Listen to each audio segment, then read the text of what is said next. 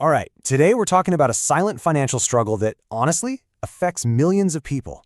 It's called the spending trap. We're going to break down what it is, how to know if you're caught in it, and, this is the most important part, the 5 keys you need to break free. So let me ask you something. Does this sound familiar? You get a raise at work, or maybe you land a brand new, better-paying job, and you get that awesome rush of success. But then, fast forward a few months, you look at your bank account and, what the heck? Nothing's really changed. You're working harder, you're earning more, but that feeling of actually getting ahead, it's just not there. You know, if that whole treadmill thing really hits close to home, the first thing you need to know is this. It is not just you. It's not some personal failing. It's a really common pattern, this system that's so easy to fall into, and honestly, almost impossible to see when you're stuck inside it. And that's what this is. It's the spending trap. Just giving it a name, right? That's the very first step to taking it apart. Okay, so let's really get into it. I mean, to beat this trap, we've got to understand exactly what we're up against, right? So, what even is this cycle of financial stagnation? So here's the absolute core of it. Imagine your income goes up, let's say by $500 a month. Awesome, right? But then, almost without you noticing, so does your spending. You know, maybe you move to a slightly nicer apartment, you start going out for dinner a little more often, you sign up for another subscription service, and poof, suddenly that extra $500 is just gone. It's been completely absorbed. This is what people call lifestyle inflation, and it's driven by some really powerful stuff, like the pressure to keep up with friends, or even just that little dopamine hit you get from buying something new. It's basically the engine of the spending trap. And the result?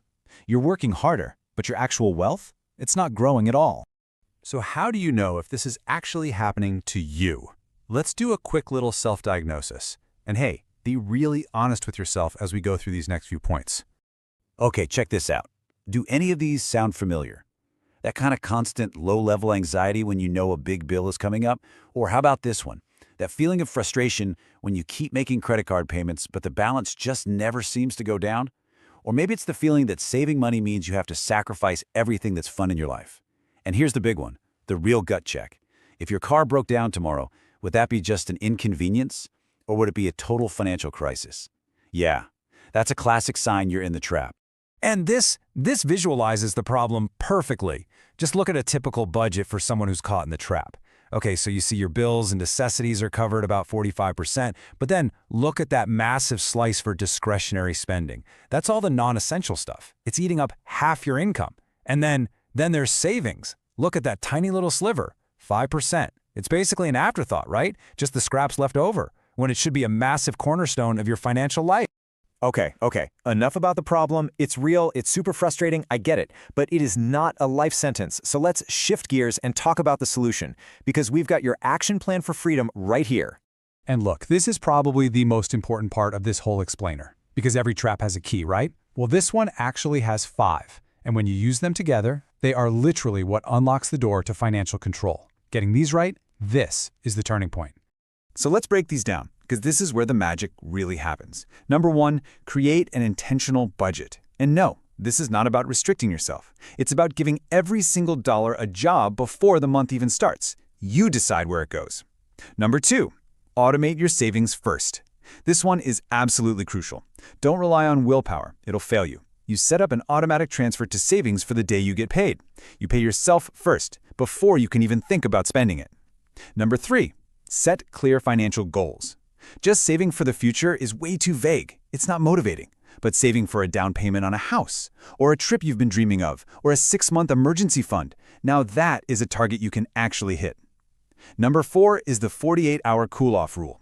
This is so simple. For any non-essential purchase over, say, $50, just wait 2 days. It completely kills the impulse buy and lets your rational brain catch up. And finally, number 5, distinguish wants from needs. This one takes some real honesty, but this is where you find all the extra cash to actually fund your goal. You see, these 5 keys, they aren't just a list of actions. They're about a fundamental shift in your mindset.